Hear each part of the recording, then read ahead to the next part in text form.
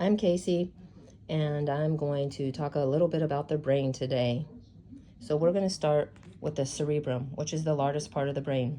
The cerebrum contains the temporal lobe, frontal lobe, parietal lobe, occipital lobe, and the insular lobe.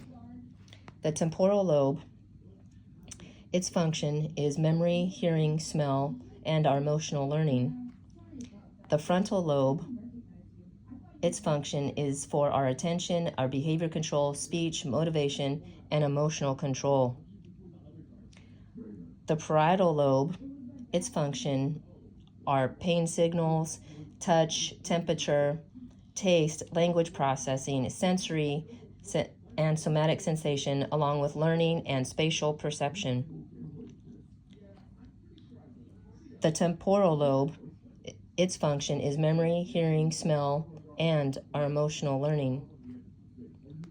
The insular lobe is responsible for our consciousness, emotions and empathy, our cardiovascular homeostasis, and visceral sensations. The diencephalon, which has the thalamus and hypothalamus, is responsible for replaying and integrating motor and sensory impulses. That's the thalamus. The hypothalamus is responsible and helps us maintain our homeostasis, our body temperature, blood circulation, food intake, electrolyte balance, and our sleep cycle.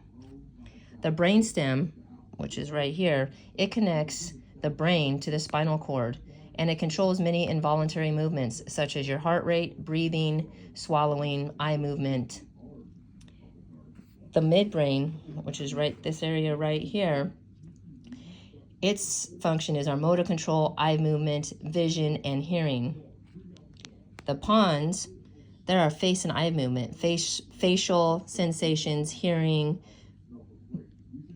balance, etc. The medulla oblongata is responsible for our breathing, heart rate, and blood pressure. The cerebellum coordinates movement, muscle tone, and maintains balance.